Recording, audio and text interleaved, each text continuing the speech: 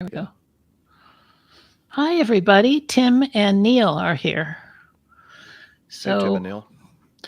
Jeff's back in a basement, but whose basement is he in? That's the question.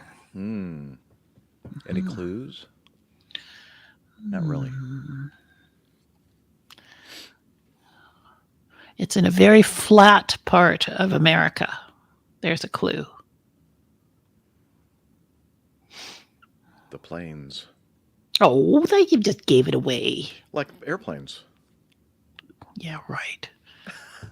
Okay.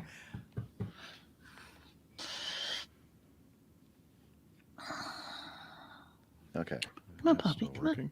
Come up. And when the person that I'm going to be doing the show with, their basement shows up, we'll Right. do some sound checks.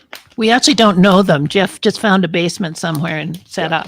We don't And I know who figured these people are. The least I could do is ask them if they want to be on the show with me. Right. They don't know anything about aviation. They don't know who Jeff is, but That's all true. come here. You see Jeff? There's Jeff. Hi, Poppy. Hey, Pops. You might see him live and in person. Roxy just heard me. Oh, yeah. Come here, Roxy. Aw.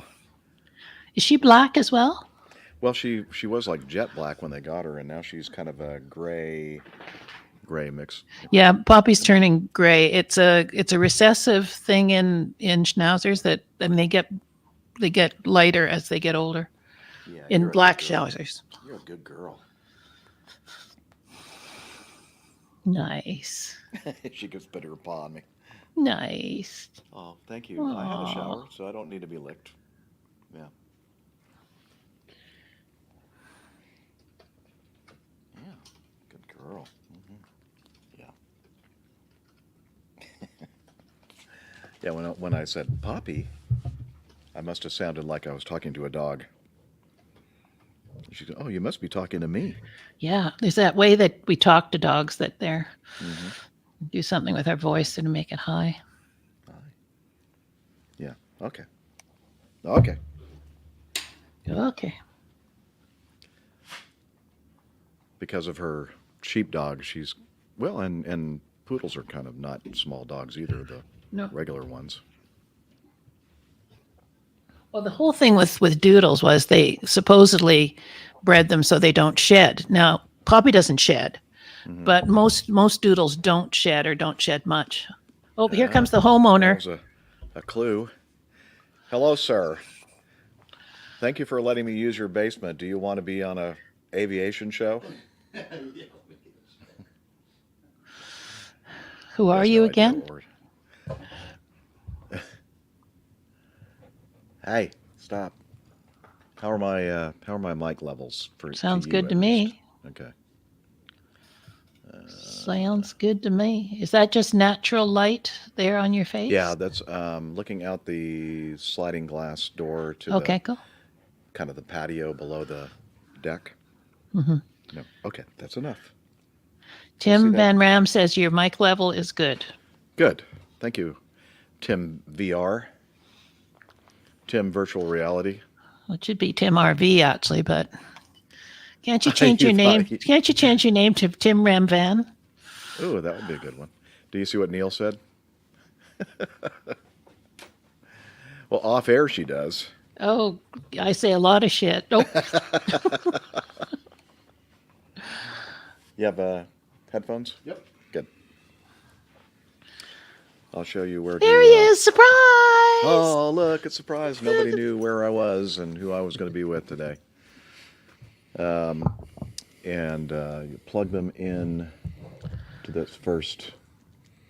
I may need to get an extension deal. Okay. Well, that sounds like a personal problem. Does that involve surgery or what? Liz asked, does that involve surgery? It could. That's one of the options I hear. Neil says you even sound that's good. good across the pond there. And then your volume is this thing right below where you're plugged in. There's like a little rotary knob. Okay. So you have and then I've plugged into another out, and it's a little bit more involved to adjust the volume in that. So hopefully this will be good. Hi, Nick Okay, folks. Camacho. We're doing, yeah, let's see. Can you hear his mic? Here, I'm going to mute mine. Say something on yours. Say something. Oh, yeah, sounds good. Okay. Yeah, just let me know and I can adjust. No, yeah, you sounded good there. Poppy, Okay. stop growling. Do you want me to get a little bit closer? That's good. Okay. So what we're doing here. I think your mic's still off, isn't it, Jeff? No, your mic's not really off. Oh, then. now I muted both of them. Yeah, I'm very good. yeah, I'm very good at this audio stuff. apparently. You're kind of rusty. Yeah, I don't know. It's just the shock of being in like a sticks and bricks. Something that doesn't have wheels on like it. a build. Yeah, it's like I can move around and nothing shakes. It's well, except for parts of my body. As long as there's no tornadoes, it's good. Yeah, really.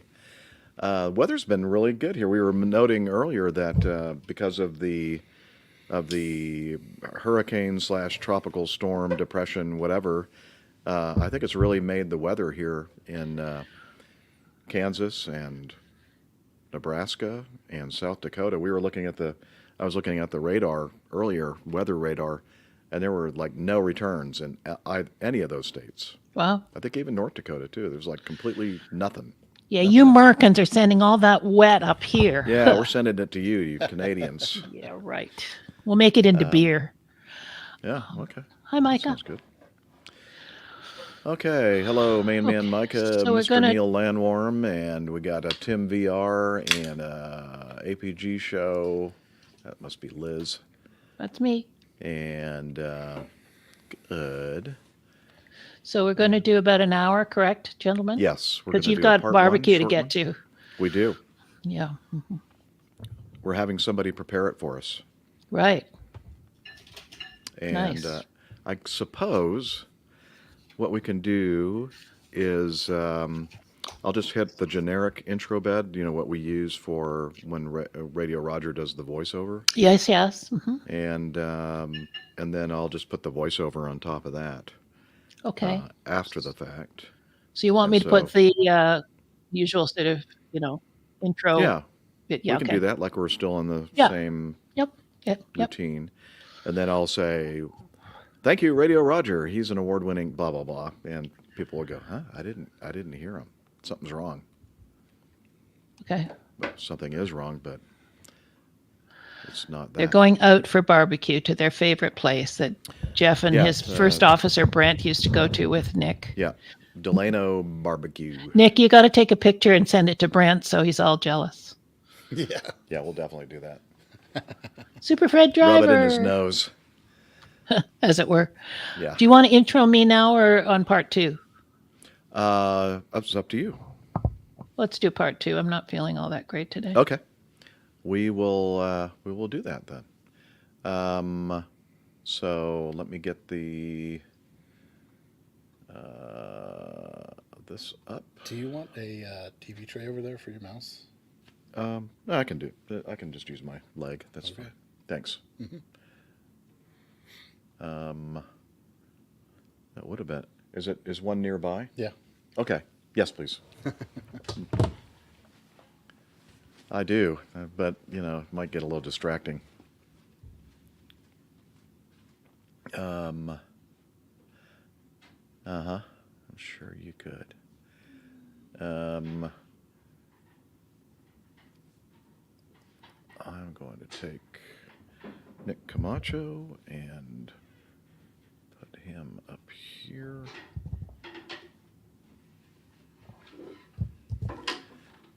Okay. Are you just? Oh, you're not in the. Okay. Yeah. So we're planning on doing part 2 sometime on the weekend, either Saturday or Sunday. Most likely Sunday sometime. And Captain Nick and Miss Liz and myself and I don't know, maybe somebody else on the crew. Who knows? I'm not sure. Okay. All right, so got that up, got that, and we're doing 4, 11, no, E, D and E, and 4 and 11. Okay. I do. Beautiful. All right. And I'll get the countdown, and we'll let this thing rip. I should probably just do this as a backup.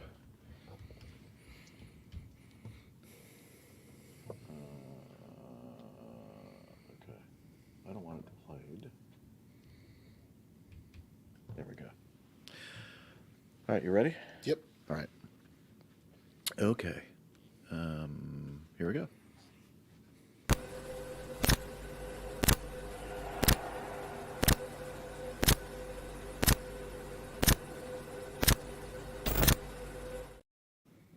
You're listening to the Airline Pilot Guy Show. The view from our side of the cockpit door.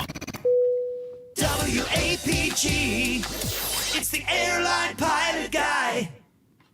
Airline Pilot Guy, episode 623. Yeah, he's up in the sky. It's the Airline Pilot Guy. Hello, this is when a real radio announcer talks and tells you that you're listening to the Airline Pilot Guy show. Forgot exactly what he says. But it's recorded on the 9th of July, 2024. Yeah, he's up in the sky. It's the Airline Pilot Guy. Picture light and he's flying by. With the Airline Pilot Guy.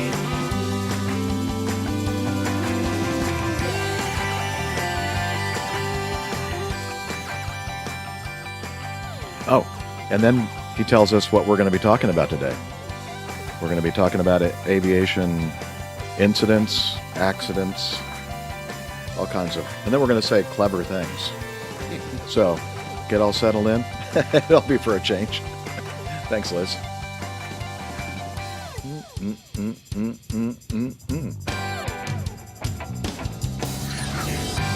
Thank you, Radio Roger. He's an award-winning TV and radio reporter, currently at the #1 all-news station in the nation, 1010 Wins on 92.3 FM in New York City. Welcome to the Airline Pilot Guys Show. It's an aviation podcast covering the latest in aviation news and answering your great feedback.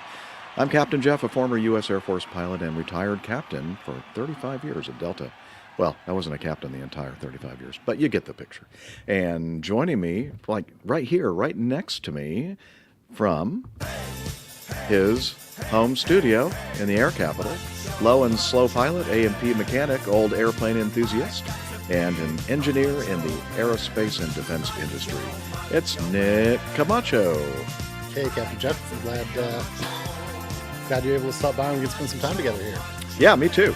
Thanks for the hospitality. Everybody's been fantastic here. What a great family you have. And yeah, we'll tell you more about our little visit once we get to the Getting to Know Us segment. But for now, we're going to go ahead and jump right on into some aviation news.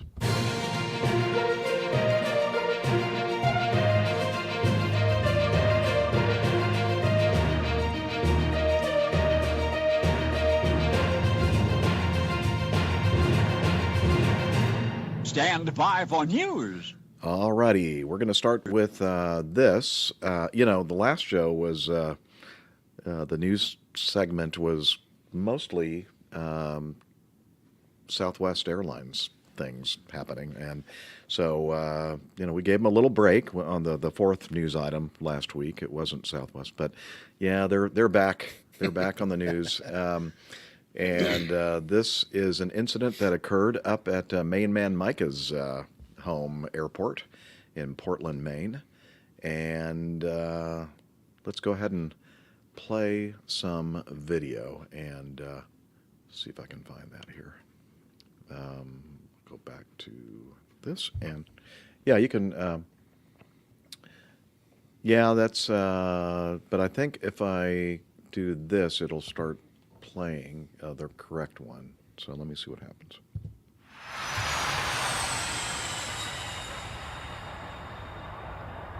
Let's see.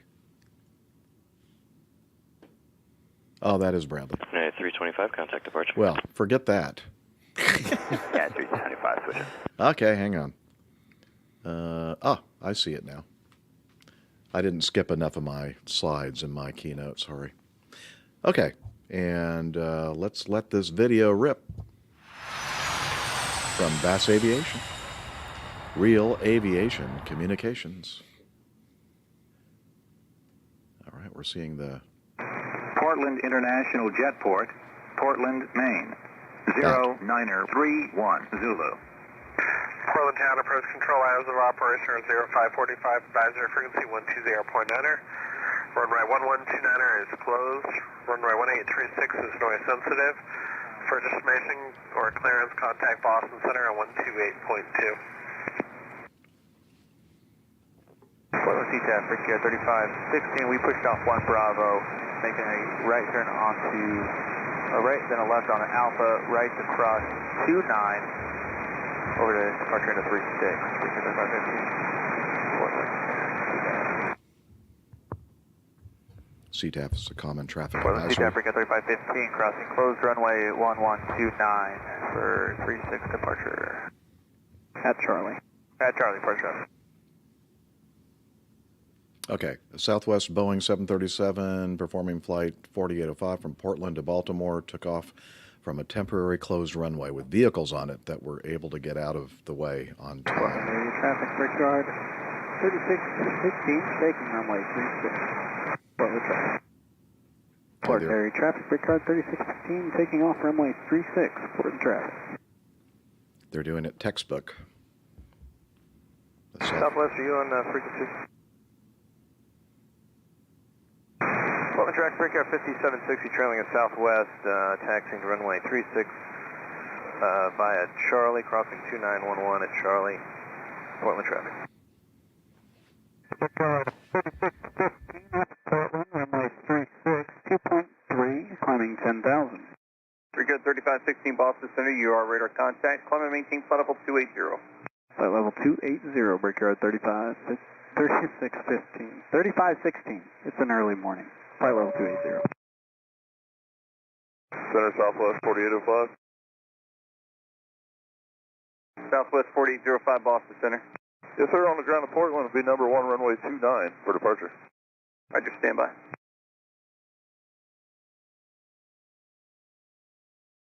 Southwest 4805, the minimum altitude on departure, climb and maintain 4,000. You are released for departure. Clearance void if not off in 3 minutes. If not off in 3 minutes, advise Boston Center. No later than 5 minutes of attention.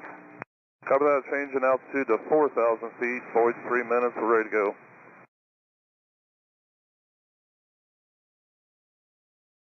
Portland traffic, airport vehicle, just be advised, we're shooting for an on-time opening here of runway 29er, but it's going to remain closed until schedule 545.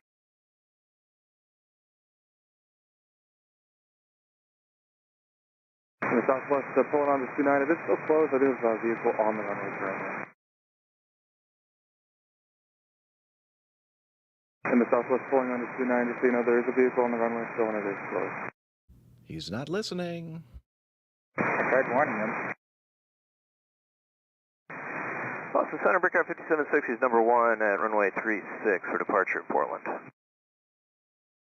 Brickyard 5760, Boston Center, Roger, you just continue to hold. I got 1 rolling now. Copy that. Center, Brickyard 3516A, ride reports ahead and in the climb, smooth for us on the way up so far. Brickyard 3516, you're the first Portland departure I've had this morning. Magical. Well, we'll let you know how it goes.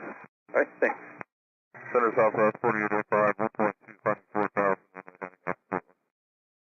Southwest 4805, you are radar contact just 1 mile west of Portland, climb and maintain, flight level 340. 340, Southwest 4805. Did he just take off a closed runway? Yes.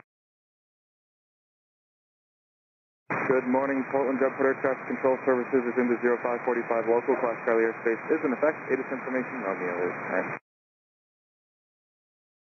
Conceptual aircraft, Portland approach control services resumed at 0545 local Portland class Charlie airspace now in effect. ATIS information Romeo current landing and departing runway 29. Southwest 4805 Boston. Hey, go ahead. Just trying to check, did you depart runway 28, 29? We did depart 29. Yeah, that runway was closed.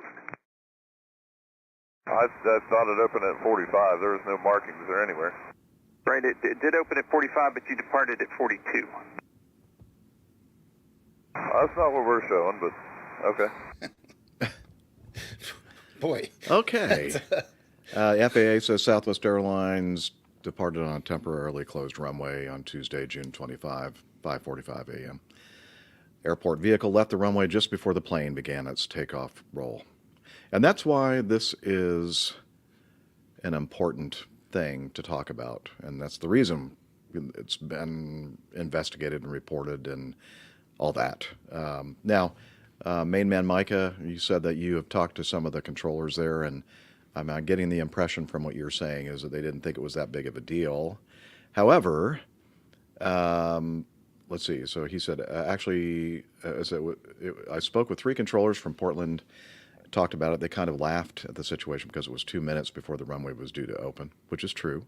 It was a situational awareness of the coordinator on the runway that was inspecting it for FOD after construction had ended for the night that saved the day. Yes, he was actually monitoring the CTAF, which is the tower frequency, which is what we are supposed to monitor, whether or not the tower is open or closed. And you were supposed to, when the tower is closed, not only monitor it to hear what else is happening out there on the airport, but also to self-announce what you're doing, so everybody else knows what's going on. They weren't doing that. Main Man Micah, again, it was one vehicle doing the final inspection before opening. Okay, because the tower was closed, Southwest was listening to Boston Center that gave him clearance.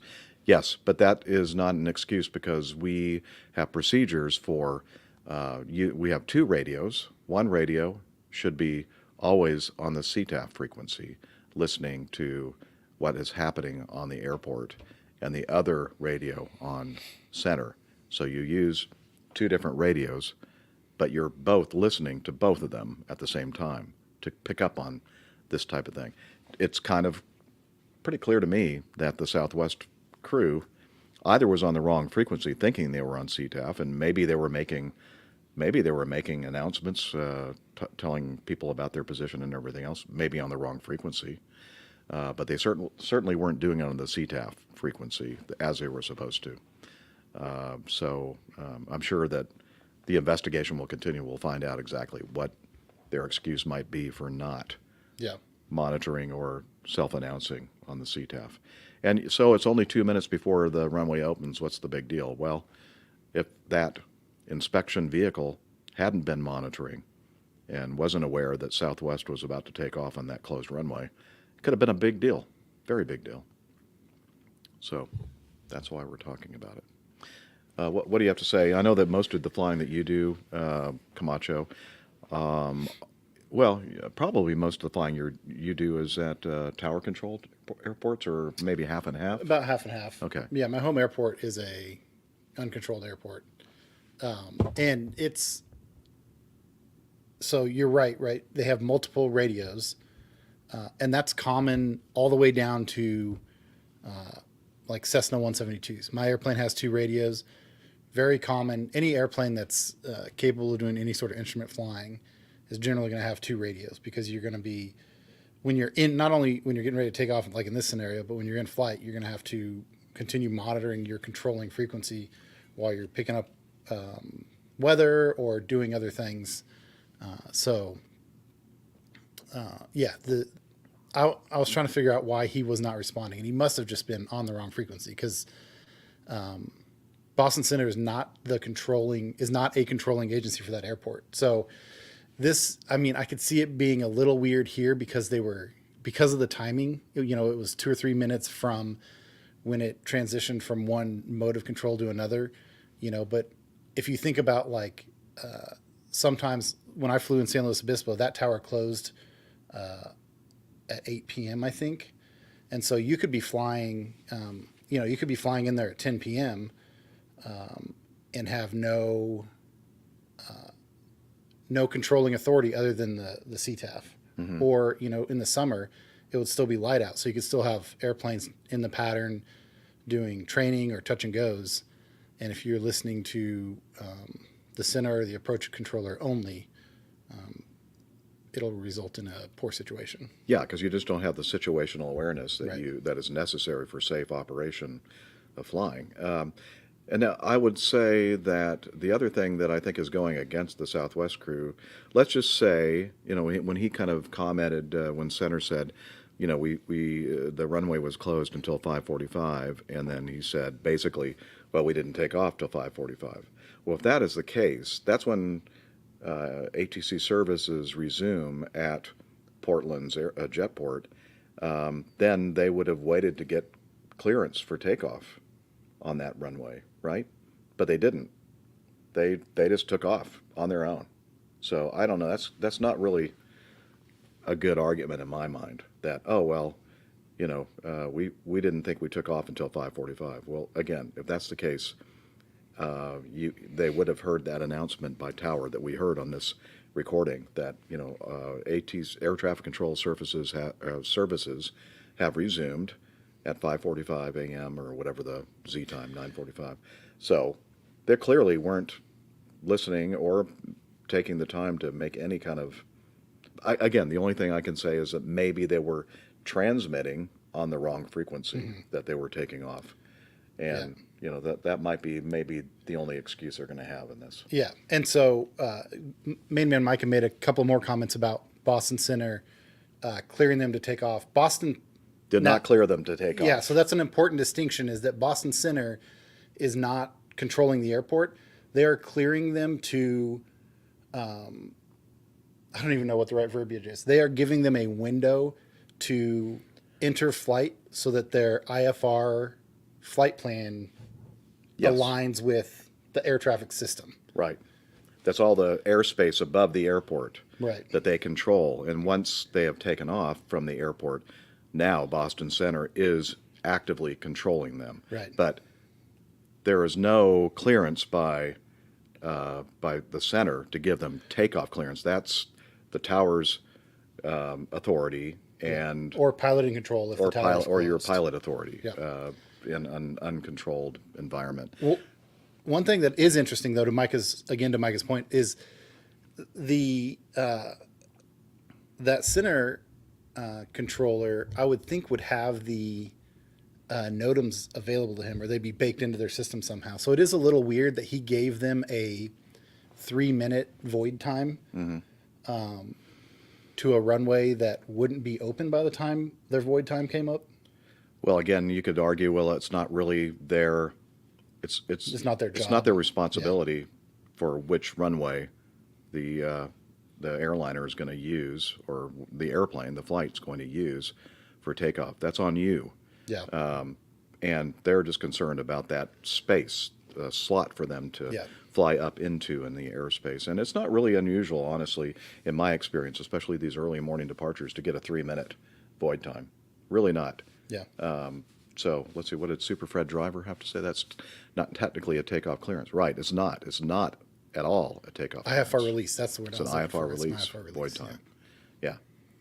Also, Super Fred Driver, behind the scenes, ATC gives that same release to the tower controllers when we depart larger airfields. We just don't hear that and get the takeoff clearance from tower. So tower is actually getting the word from center, but. And we, at least at smaller controlled airports like SLO, we, when they get their clearance, we will hear the controller give that void time to them, because, they'll pick up their clearance at the terminal, and the controller will say, if they're picking it up 20 minutes before they leave, right? If it's 1:45 or whatever, they'll say, your release is at 2:05, void at 2:08 or something, so that the airplane, if there's any issues, right? I guess this is you should be saying this, but so the captain can say, we're not going to be ready by then, or they can look out the window and see 9 airplanes waiting to take off and say that's not going to work. So sometimes you'll hear it that way, but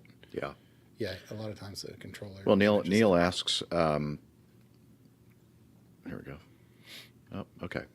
I guess Liz and I are kind of fighting against each other. Go ahead and pop it up there. Neil asks, would they have known that ATC was opening at 5:45? Yes, this entire video starts with the ATIS broadcast, which says that they're going to open at 5:45 or 9:45 UTC. And yeah, so they... And it would be captured. It would be captured in a NOTAM, right? Which is the big, huge stack of NOTAMs you guys always talk about. But also, the ATIS is pretty concise. Right. So usually the ATIS is going to report something on that is important for people to know. It's not going to be... Okay. Main man Micah again. On another note, there are 4 or 5 arrivals. They come in every day after the tower closes. 4 or 5 takeoffs. They take off every day before the tower opens. Yeah, there's nothing wrong with that. That's perfectly legal. It's just that they weren't using good procedures to monitor that's a requirement. You have to monitor the CTAF frequency, and you have to report what you are doing, what you're taxing. Like all the Brickyards and all the other airplanes out there, the regionals, they did it all correctly. Southwest didn't do it at all, from what we can hear. Main man Micah, again, based on that, you would think that they would extend the hours of tower operation by an hour in each direction. No, it's just an unending thing. Then we'd still have this situation where people want to take off at 4:45. Yeah, it kind of depends more on the intensity of the traffic, right, versus just the flow. Like if you had 10 airplanes coming in all in a 15-minute window, and you know that those guys are going to have to be actively managed, it may make more sense to add 1 hour. But yeah. But then you have to fight the union. Right. It is. That's already pretty darn early, 5:45 in the morning. I mean, there are a lot of towers out there, a lot of airports that I've taken off from, operated into and out of, that aren't operating that early in the morning. 6 o'clock usually is about as early as I recall ever, hearing somebody actually there, with the exception of Portland, Maine. Yeah. Anyway, so here's the bottom line. If they were transmitting on the wrong frequency, excuse me, then I think they have an out here. If they were self-reporting their positions and everything else, and they honestly thought it was still, again, the only thing that I really have a hard time with, but at 5:45, and I'm on CTAF, and I haven't heard anybody. I haven't heard a darn... I see airplanes out there taxiing. I see them taking off on 36. I hear... There's another airplane over here behind me taxiing out. Maybe or maybe I don't see them. But you have to... in my mind, if they really thought they had waited until 5:45 to take off, then they probably would have been listening for somebody in the tower to say, hey, tower's open, just like we heard in this recording, after they had already left about 3 minutes prior. So, yeah, I don't know. I don't think they're going to have really much of an excuse on this one. Oh, yeah, I do have that. Okay, hang on. Let me get that ready to go. Okay, so... hang on, let me move this out of the way so I can see what Mike is saying. The controllers I spoke with blame NOTAMs, saying that they are filled with so much stuff that sometimes you overlook the important things. That's what NOTAMs are. They're just a bunch of garbage. Yeah, but as Nick Camacho and I just said, again, it's not really an excuse. Whether it was in the NOTAMs or not, they were broadcasting on ATIS that the runway 1129 is closed. 18 and 36 is open. So, anyway, I think we're beating the horse. Yeah. Let's move on to the next item. Yeah, none of that is a good excuse. And I'm not sure why the controllers are downplaying it so much. I would think that they would have been more upset about it. I know that I would be if I were an air traffic controller. Okay, let's move to this next one here, which is E from AOPA.org. The FAA has changed its criteria for evaluating pilots' mental health status. Under the recent revisions, aviation medical examiners have greater autonomy in determining a pilot's mental fitness. Newly updated guidance to AMEs now allows the examiner more latitude to determine the flight fitness of pilots who report, quote, uncomplicated anxiety, depression, and related conditions. The agency said doctors may issue medical certificates to pilots with histories of up to 2 mental health diagnoses without FAA review under certain circumstances. Pilots can receive medical certificates from their AME if they have not taken mental health medications for the past 2 years, provided satisfactory responses to a questionnaire, and raise no additional concerns with the AME. The questionnaire, also called a decision tool, prompts the examiner to ask about a range of sensitive mental health topics that could affect the pilot's eligibility to receive medical certification. These include inquiries about additional diagnoses for conditions such as bipolar disorder, psychosis, personality disorder, eating disorder, or any diagnosis not listed as acceptable. Okay, so it goes on a little bit more detail here about the form and the questions on the form. But I guess the big news here is that this newly updated guidance now is allowing the AMEs, the examiners, much more latitude than they've had in the past to determine flight fitness of pilots who. So that's good news, because we've had conversations with people that listen to our show that are just like banging their head against the wall because they can't get anything to move forward in the process of allowing them to receive a medical certificate based on something like when they were a kid. They were diagnosed with ADD, or is it ADHD or ADD? ADHD, and they were prescribed Ritalin or some other drug like that, and that for a lot of pilots or prospective pilots out there has really knocked a lot of people out because the FAA was saying, well, sorry, there's nothing we can tell you here. You just can't get a certificate. So sounds like they're starting to ease up on that. Yeah, I think it's a very positive step. Like you said, we've talked about it a bunch. I think the most frustrating part for me is the FAA. Essentially, their view on it was that any sort of mental health occurrence or situation that was reported had to be dealt with through special issuance. So the best case scenario was you have to deal with the FAA in Oklahoma City, the aeromedical office in Oklahoma City. And it's going to be a long, protracted situation, and maybe you retain your medical, but regardless of the outcome, it was going to be a painful process. So the fact that they're giving, and that whole bureaucracy is just, as is shown in this case, right, is a super slow moving machine. And so I think the other positive of this is the fact that they're giving more latitude or leeway to the individual AMEs. Kind of gives me hope that some of the we'll be able to move forward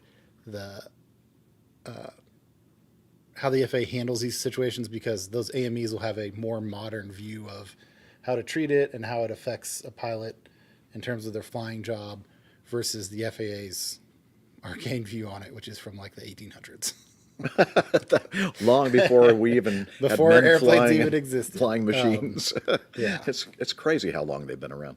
And so I'm hoping. I think everybody's hoping that this may be more latitude for AMEs to determine things such as mental fitness for flight will kind of carry over also into other areas where people are having issues with the glacial pace of the FAA and approving, problems with, like heart problems and other physical, ailments. So this is good news. So let's just keep our fingers crossed and hope that this will kind of carry on over to other areas as well.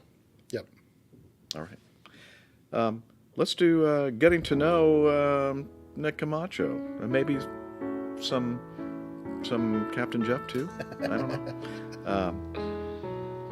know. Okay, almost at the half an hour mark on part 1 here, which is perfect. We want to do about an hour for part 1.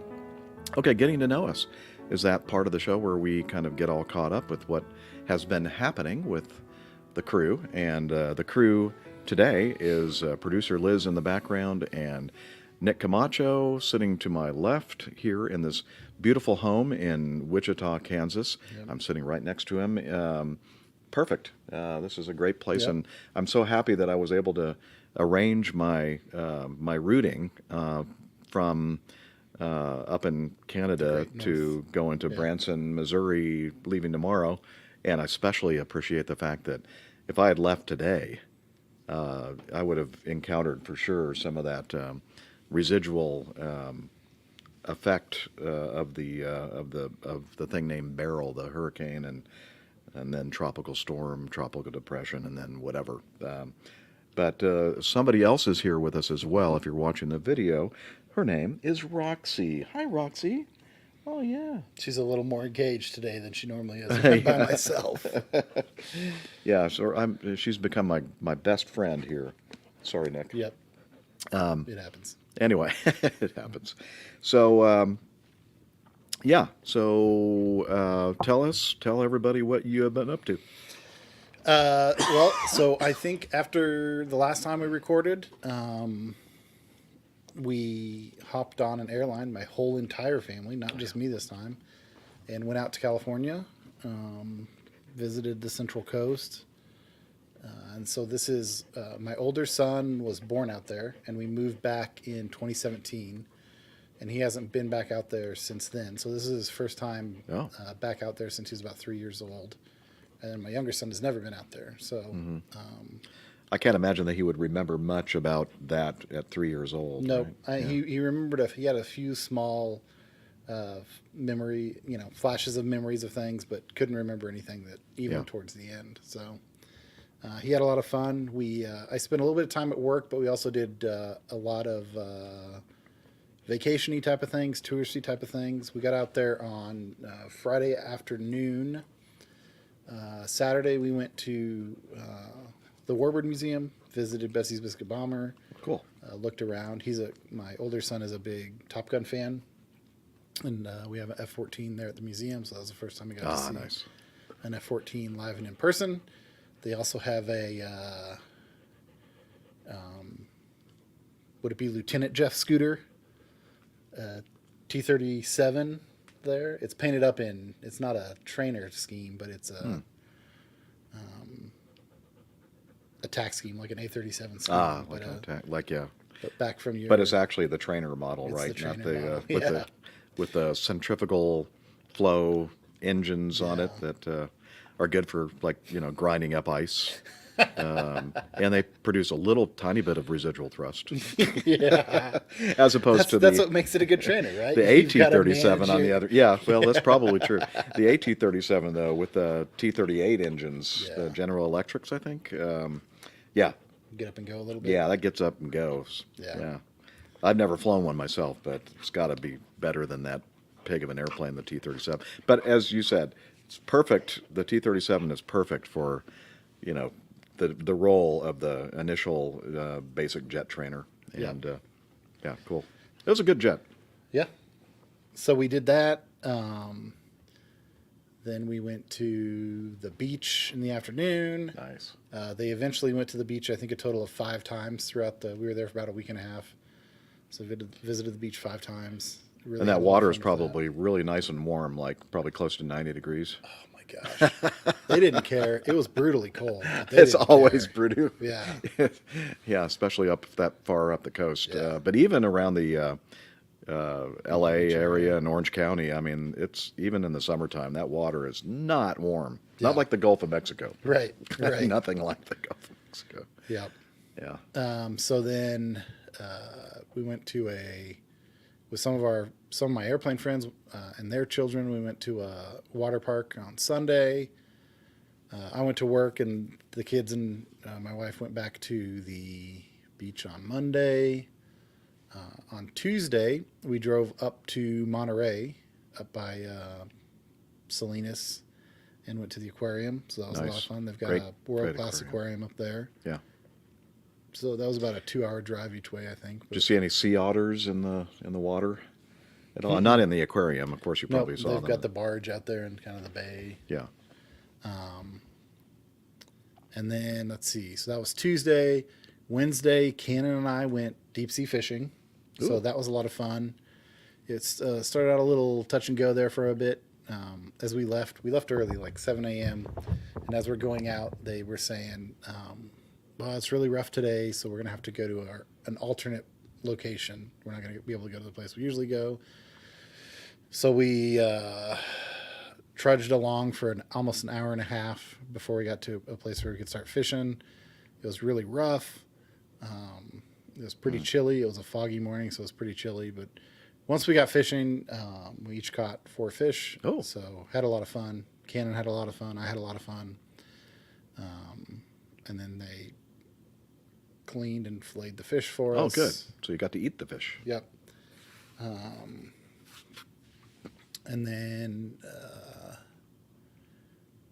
throughout the week, we spent a couple of days with with my family, my cousins and stuff down in Nipomo, which is south of San Luis Obispo.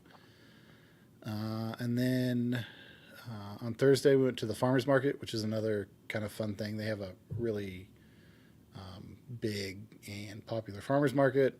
So we went there. We bought some vegetables and fruits. It was a little interesting. My son is getting into gardening, so he's been intrigued by agriculture a little bit, and so going to the farmers market out there where they can grow kind of anything through the valley area there. So he was excited to see some of the stuff we can't grow out here. Speaking of growing, a lot of vineyards out there. Yes. In fact, one of my favorite varietals is Zinfandel. Mm-hmm. And I know that's a big popular area in the for Paso really, Robles really AVA. good. Yeah, Zins. Yep. In fact, I think I'll have one now. Do we have? Hello? Can we have a? Yeah, so I'm trying to think. That's about it. We went to the beach a couple more times, and then we came home a week ago Monday. Had a pretty successful flight out and pretty successful flight back. Minimal issues with our children. Pretty bumpy rides into and out of Denver both times, which is pretty common in the summer. Yeah. Yeah, so that was that. And then got home and immediately went to work helping my folks kind of get ready for 4th of July. They had all of my siblings were coming back home for that. So I spent about a day and a half over there helping them do some stuff around their house. And then we had 4th of July, did all the fireworks, went out and hung out at the hangar, camped in the backyard one night, and I think that's about it. Wow, that's a lot. Yep. Yeah, that's great. It's great to spend all that time with your family, both your immediate and extended. Yep. It's always a good thing. Yep, and interspersed a little bit of flying in there with the Luscombe, probably 2 or 3 times in the past few weeks. Did you fly the Betsy's Biscuit Bomber at all? Nope, I didn't. Yeah. No. And I'm hoping you're going to tell me you didn't do any work at all while you were out there the whole time. For my job? Yeah. Yeah, unfortunately, that is not You the did? case. Oh. I worked, I went in and worked a few days. So. Well, he's got great work ethic. I'll tell you that. Mm-hmm. Oh, Neil has a question for me. How are you planning your routes, Jeff? Yeah, well, that is a good question. You know, what's funny is, did you have anything else to add? Okay. I don't think so. Because I don't want to cut into any of that. And I've shared this with several people already. That when I used to fly airliners for a living, before, even between trips, I'd be keeping a close eye on weather systems, especially severe weather, whether it be wintertime severe weather or mostly summertime, spring and summer and fall severe convective systems and that kind of thing. And I'm thinking, when I retire, I'm not even going to have to work. I'll maybe look at my Apple Watch just to see or my Apple iPhone, to see if I need to take an umbrella or something because it might rain or whatever to have a jacket. But I'm wrong. Now I think I'm looking at the weather maybe not quite as much as I did because at least the scope of the weather that I'm looking at now is much more concentrated in smaller areas because I can't travel that far in one day in the road vessel, but I still have to pay attention to weather because I don't like flying. I don't like driving in driving rain and gusty winds. I don't think you really liked flying in it either, did you? No, I didn't like flying in it either. So I'm paying close attention. So that's one of the things that I look at, Neil, when I plan my routes. But really I've been doing this now full time in the road vessel for a little over 3 weeks, and now it's my fault because I kind of planned this grand itinerary to go all the way up to South Dakota, and then Montana, and then Alberta, Canada, BC, and then back down. And then I'm planning on being in Branson, Missouri tomorrow through Monday over the weekend for another meetup of a YouTube family that I follow who are very talented singers and bluegrass and American roots music and that kind of thing. And so I'll be setting off for that tomorrow. But I guess the thing I'm trying to say is that I've kind of put this time pressure on myself that I probably shouldn't have. So I'm having to look to see if my routes are going to allow me to be at a certain place at a certain time. But I kind of envision that after Branson, going up to Oshkosh, and then after that heading into Canada again to kind of swing around Ontario and meet up with producer Liz up in north of Toronto in the lake. What do you call that, Liz? The Lakes region, Muskoka, and looking forward to that. And after all that happens, I think everything is going to kind of slow down a little bit as far as the time pressure and that kind of thing. But the routes themselves, I usually try to look for something that's going to be between like 3 or 4 hours and maybe 5 or 6 hours. I don't want to drive much more than that if I don't need to. And then I do actually look at the various routes that like Google Maps or whatever gives me. And then I look at the weather systems and, where I want to avoid. And then I choose one of them and then I go for it. And then I can make adjustments. And I also have APG dispatch.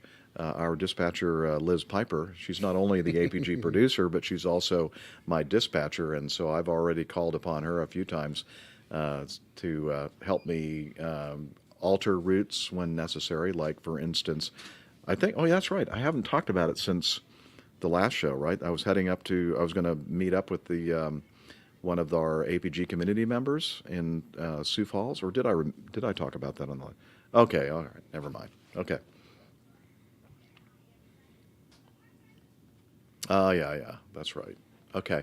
Yeah, I just published 622 late last night, so we're already starting 623. So yeah, it's I covered all that stuff before, but I hope that answers your question, Neil. Tim Van Ram says, give the Bluegrass YouTube folks a plug on APG. Yeah, they're the Petersens, Petersen, like any good Danish name should be spelled, and just a great family. I'll put a link in the show notes to the Petersens website, and you can. Neil is saying about producer Liz, I hope she's handsomely paid. Yes, she is handsomely paid for sure. Anyway, yeah. So yeah, that's about it for me. I'm going to be, as I said, so happy I was able to spend one additional day here with the Camacho family. We're going to get some good barbecue tonight at Delano Barbecue, and then tomorrow I'll set off for Branson, and I'll be there, I don't know, 5 days, something like that. So that'll be nice to kind of chill there. All right, so that's. Oh, well, I guess we better get going then. I should shut up, and we should do some feedback. So here we go.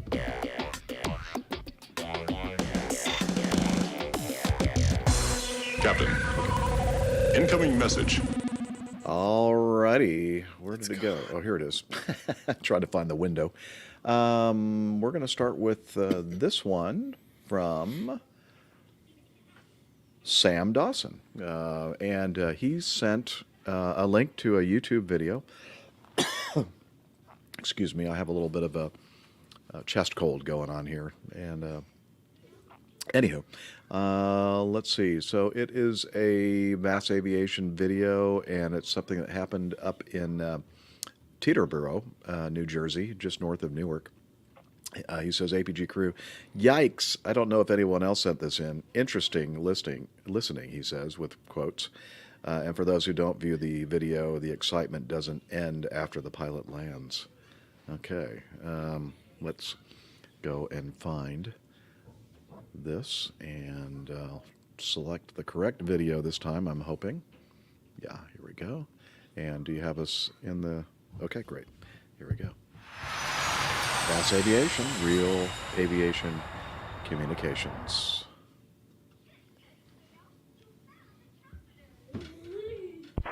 Charles, Piper 146 Alpha Victor, do you read me now? Am I coming close? 146 Victor, T-Bird Tower. Squad is 0324. 146 Alpha Victor, squad, reset transponder, squad 0324. 0324. Alpha Victor, altimeter 2988. 2988. Teterboro Tower, Charlie Foxtrot, Sierra Delta Sierra, for 19. Charlie Foxtrot, Sierra Delta Sierra, Teterboro Tower, wind 0309er, runway 19er, clear to land, safe parking. Customs for Sierra Delta. For 6 Alpha Victor, fly heading 200. 200.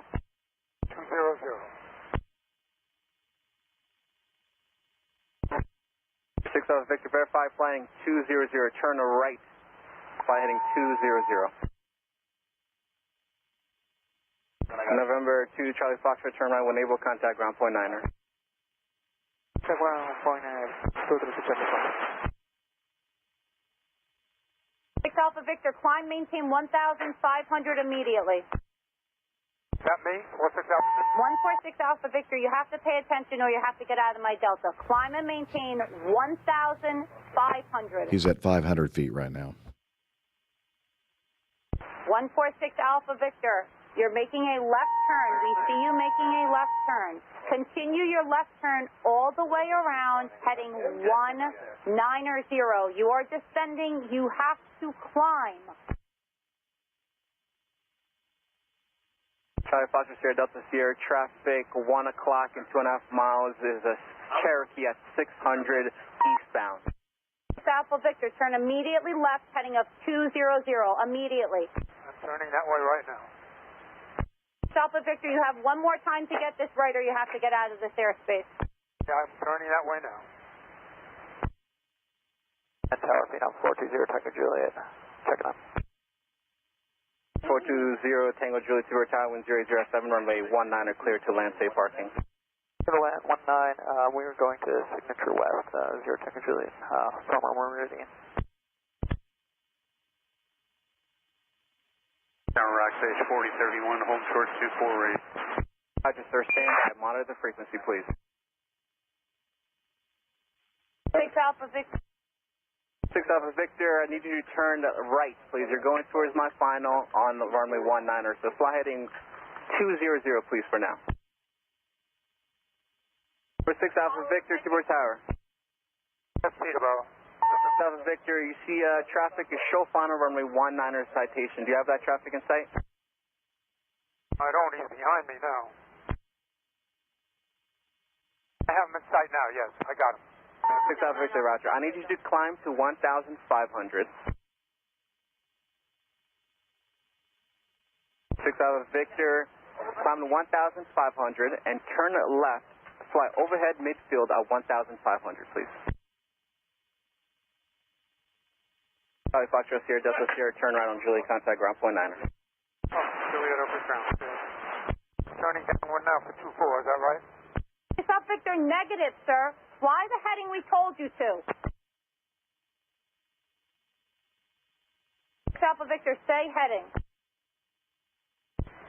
Right now I'm at 3. I'm at 30. 6 Alpha Victor, turn right. 6 Alpha Victor, turn immediately right, 090. Turn right heading is 090, immediately. 6 Alpha Victor, respond. Turning right immediately, 4 6. 6 Alpha Victor, you cannot fly in this airspace. You cannot fly in this airspace. Can I land? I mean, I'm a tenant here at Teterboro. 6 Alpha Victor, you cannot land here if you cannot comply with our instructions. You cannot. Maintain 1,500. Exit 549, ILS 19. Let me in now, please. 549, reduce the final approach speed, and number 2, the field traffic short final of Phenom. Slow the final approach speed for exit 549. 549, running 19, clear to land. Snyder, Foxtrot, ready for departure with field. In now, I'm a tenant here. I've been here for 14 years. Number 6 Alpha Victor, Roger. If you look ahead and to your left is a latitude on a 2-mile final. Do you have that traffic in sight? Yeah, I got him. Number 6 Alpha Victor, plan to follow that traffic to land runway 19er. Okay, I'll follow him and land on 19. 46 Alpha Victor. Again, 549 traffic heading to your left. If this Cherokee has you in sight, we'll follow you. 549 is confirmed, could land 19. 549 affirmative, you're clear to land runway 19. 324, 1.5, 2, inbound on the RDA 19. Exit 324, reduce to final approach speed. Traffic, slowest practical traffic is a Cherokee on 1.5 mile left base for runway 19er. Roger, we'll slow down to slowest practical, 324. 6 Alpha Victor, do you have runway 19er in sight? I do. Number 6 Alpha Victor, runway 19er, clear to land. You're inside the traffic at longitude on a 4-mile final for runway 19er. Okay, I got it. 46 Alpha Victor. Number 6 Alpha Victor, runway 19er, clear to land. Clear to land on 19, 46 Alpha Victor. There's 324, that traffic now is a short final for runway 19er. There's 324, runway 19er, clear to land, wind 080 at 5. Clear to land, 19, 324.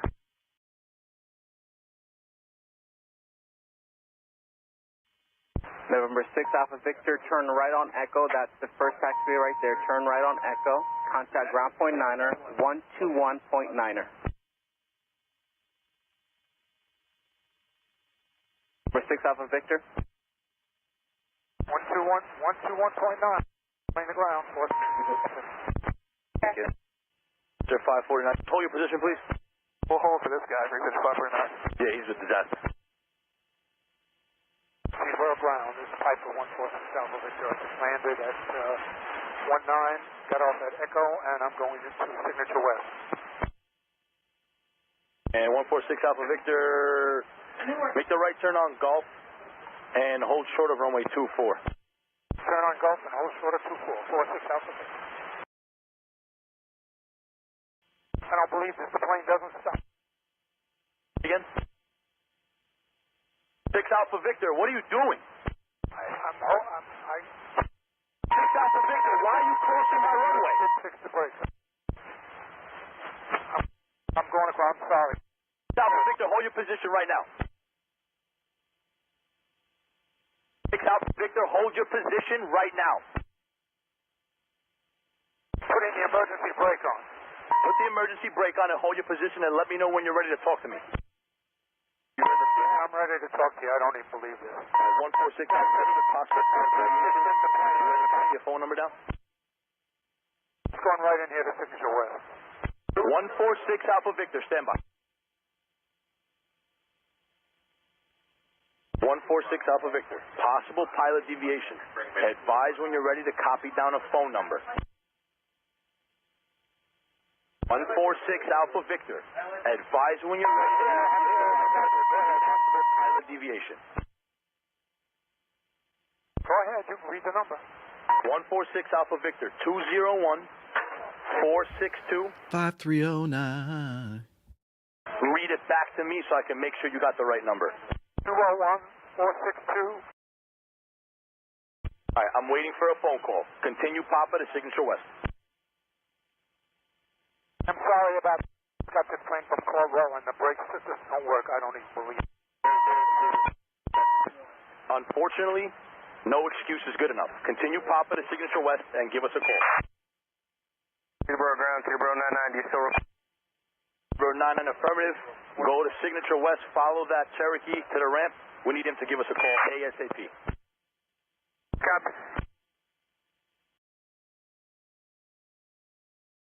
Yeah, and you need to like take the 2x4 and accidentally whack him on the head a few times.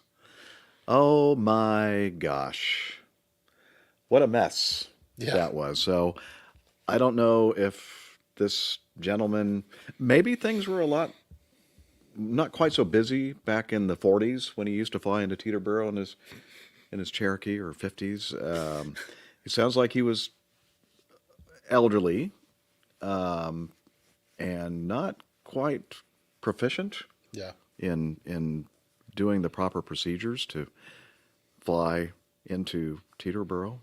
He said he was a tenant there, so I don't know. Maybe it's been quite a span of time since he has actually flown in an airplane. I don't know. And his radio protocol, radio usage of proper radio protocol was horrible. He would just answer like, fly heading 040, or altimeter 2988. Yeah, no call sign, nothing. On occasion, I guess toward the end, he started reading back instructions with his call sign. Right, that's the weird part is he had a couple of calls that were like correct. Yeah, completely correct. And it sounded like he knew what the heck he was doing Yeah. a couple times in there. But then he'd kind of fade away from that. And there were also, the times that you heard that beep, that high-pitched sound.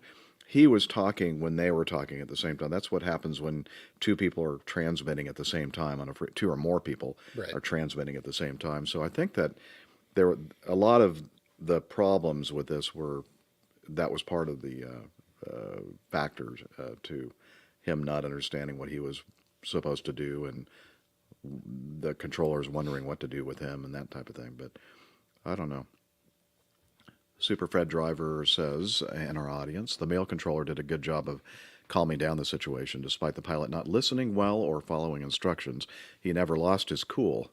Good job to that controller. Yeah, the female controller, which I think sound to me like maybe the supervisor, she was like losing, like just having a fit about it, and I kind of understand that. I mean, I'd be and that's a interesting conundrum, right? Because she, like, I would probably be in the same attitude of her, right? Which is like, get out of my, like, I don't want you to be my problem anymore. Get out of my airspace. But the problem is, the guy was right in the middle of the airspace. Yeah, so we're watching, and if you're listening to this only, the audio only, go look at this. We'll have this in the show notes. Go look at the simulated radar traffic display, and Teterboro is a busy non-commercial non-airline type of airport, but it's just as busy as any of those incredibly busy business jet hub for New York City and that sort of thing. And they're trying to keep him from getting in a midair with several of these jets coming in, a stream of jets coming in to land on 19.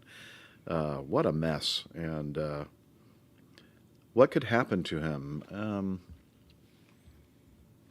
Well, he'll for sure get. I shouldn't say for sure, but I don't know how they handle the not complying with instructions in the air. He had the altitude. The altitude brakes are easy. The heading. The only weird part about the heading is that they couldn't get him to point the airplane in the right direction in any sense. So they were telling him to turn left and turn right. And towards the end, they were just trying to get him to get the airplane pointed.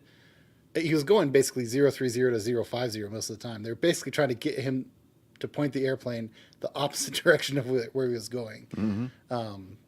It's almost as if he wasn't really sure exactly where the compass was on the instrument panel to kind of know what direction he's supposed to be flying. Well, yeah, and it's almost like maybe he, because also he had no sense of his altitude because he was 900 to 1,000 feet off altitude the entire time and didn't fix that. I don't know if he'd lose his certificate. And I don't know, like, I don't know how the multiple deviations before the FAA has an opportunity to adjudicate one of them. You know, like if somebody has 4 or 5, if somebody like does something wrong and they get a letter or something, and then they do something wrong, and then they get their license suspended, and then they do something wrong, and get their license suspended. I would think that the FAA would look at that differently than 3 or 4 things happening on one flight. But they were, like Jeff said, the fact that they were at a very busy airport essentially put other people at risk. So I think the FAA would take that into account. And then the fact that he started taxiing across on another active runway is a big problem for him. Yeah, because the brakes didn't work for some reason. Right. But they'd just gotten worked on, apparently. Yeah, you know, if that had been, you know, Captain Jeff, airline transport pilot certificate holder, in an airliner with a bunch of passengers doing what he did, obviously, I would have lost my certificate. Yep. Probably forever. Excuse me. Anyway. Yeah. Neil has one last question for us in the audience. Was it Harrison Ford? I don't know. Maybe have that. He does all of his stuff in Southern California on the West Coast. Yeah, it's the wrong coast for him. Oh, come on. He's a good guy. No, yeah, he is. Yeah. He's done a lot of good stuff for aviation, which is unfortunate for his. Okay, so really, we have time for number 4? Okay. All right. Let's. Okay. Well, we're gonna do. Nope. He wrote to the wrong show, obviously. Yeah, I know. Well, we were going to see why. He's confused. Okay. This is from Golf Hotel. Actually, let's call him his real name, Garland. And he says, "Hi, Captain Jeff. Enjoy your podcast. I kept hearing the OB boys, the Opposing Bases podcast, disparaging Captain Jeff. Why are they disparaging me? I don't know. I thought those guys loved me, but I guess not. And had to hear it for myself. Now I listen to every episode. Yes. All right. He sees the quality in what we do here, the value of what we do." Yeah. My question, he says, now that you've retired, do you have any interest in continuing to fly in general aviation? And how about you, Captain Nick? Captain Nick? No, Captain Nick's not right here. Regardless, I'm looking forward to hearing of your adventures in your new urban assault vehicle. Safe travels. And again, Golf Hotel, he's a Cirrus driver, or a Charlie Delta, based just north of the capital of the Confederacy, Charlie.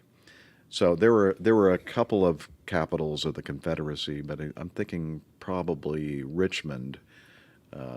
Richmond is probably the one that he is talking about. Anyway, so that's an interesting question. Now, for those of you who know my background, I was just talking about this with somebody the other day. If you look at my logbook, if you can find it, I have almost 24,000 hours of flying time, and about 99.99% of it, I'm not sure, I haven't worked out the exact percentage, but as most of it, almost all of it, is jet time. I think maybe 30, 40 hours total time in GA airplanes, single-engine, propeller-driven airplanes, and that's pretty much it. Not that I don't like them, it's just that that's not the way I was trained. I didn't get my experience and training in that world, really, because most of my training basically was from the U.S. Air Force. Yeah, I could be. Yeah, that's. Thanks, Liz. So I'd be that guy in what was it? 46 Alpha Victor or whatever in the Cherokee at Teterboro, out there, like completely clueless and flying around and endangering everybody's lives. I had thought, actually, though, a few years back when Dr. Steph and I were floating in our little individual floaties on Lake Keowee, or I think that was it in South Carolina for the big total eclipse back in 2017 or 2015 or whatever it was. Recall hearing an airplane land on the lake behind me. It was a one of the not an actual J3 Cub, but one of the replica Legacy or Carbon or one of those Cubs or something. yeah, on floats. And I'm thinking, man, that would be awesome to have an airplane like that and be able to land on lakes and stuff like that, and have it. Armando is correcting my logbook. You have, well, I have 0.5 in a Super Cruiser. Yeah, Armand, do I get to log that? I mean, okay, I guess I better go try to find my logbooks. If you're rated in the airplane, right? Well, not in his Super Cruiser. All you have to have is a single engine piston license. There's no type rating. Well, I guess there'd be true. a currency issue. If he's a CFI, yeah, you could log it. Yeah, okay. Well, I probably won't, but thank you. Anyway, it doesn't matter. I mean, the statute of limitations, Liz, I'm sure is over, right? Maybe not. Anyway, so bottom line is, I did look into it actually, and the cost of all this stuff involved with general aviation and everything else. But I've done it for so many years. I think I'd rather just fly with people like Armando and Camacho, and let them take care of all the expenses of airplanes. Throw in a couple bucks for the gas, and not have to worry about all the hassles of maintaining and storing and doing all the stuff that you have to do as an owner of a very complicated flying machine.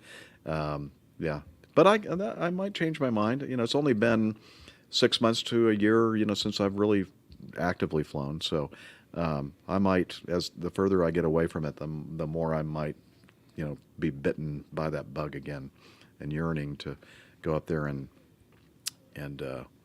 fly the friendly skies. Slip the surly bonds. That's actually what I was trying to think of. Thank you, Liz. Anyway, yeah, we're going to wrap it up then for part 1. So soon you will hear other voices other than mine and Liz's joining us, probably Captain Nick, maybe somebody else too. I don't know. Tune in, see what happens. So for now, part 1 is over, and part 2 is starting in just mere seconds. Thank you. I couldn't have done it without you, Liz. You have the wrong number at the top of Evernote, by the way. Do I? What do I have? I'm sorry, not Evernote. Shouldn't it be 623-1? Oh yeah, it's my mistake. I did that. I'm the one that named it. Can't blame Liz for the error in the designation. I will stop my recorder, Liz, and you can pop back in if you want, so people can hear what you're saying in the video. So everybody can see you. Stop. Hi, Roxy. Hi. Save all. Mm-hmm. Okay, good. Looks like I have some good waveforms in the Great. DAW, Digital Audio Workstation. Yeah, that was fun. That was great. I'd love to go out there and fly with Max Trescott. That'd be kind of fun. And Armando makes a good point here. Pretty sure you have enough community members with airplanes that you can always go for a flight when you want. I think you're right, Armando. Yeah. A lot of. It's also just current lifestyle. It would also make it very challenging to be an airplane owner. Exactly. Because it'd be hard to move the road vessel and the airplane across the country in a Now, at one point I was thinking, manner. get one of those, which I think the company has gone out of business now. Those the A5 Icon. They have not gone out of business. Oh, they went haven't. Bankrupt, and they just got acquired out of bankruptcy. Oh, okay, good. Because you can buy I think that thing will kind of collapse and fold, and you can trailer it, and it can be going down the road in my road vessel with my Icon amphibious. And that would check the box for owning a boat and owning an airplane. I know. So you could do both. Wow, planes and boats and trains. Whoa. Oh, you need a train then. A train, yeah. Yeah, no. Yeah. All right, you guys have got some barbecue to go and eat, don't you? Yeah, we do. Yeah. Well, hey, thanks for everybody. Thanks, everybody. Showing up Yeah. at the last minute here. We weren't sure exactly if this was going to work out or not, but I'm glad it did. It would have been a shame not to record, in person with Nick here at his home and Roxy. And Roxy, yes, of course. So watch the social medias for part 2. We'll Yeah. plan it and let you know. Likely going to be sometime over the weekend, maybe Saturday, most likely Sunday, I'm thinking. And I'll be in the road vessel in Branson, Missouri. And Bye, until everybody. then, wishing you all clear skies, unlimited visibility, and tailwinds. Take care, and God bless. Bye, everybody. Okay, here we go. Okay. Bye. Bye. Bye.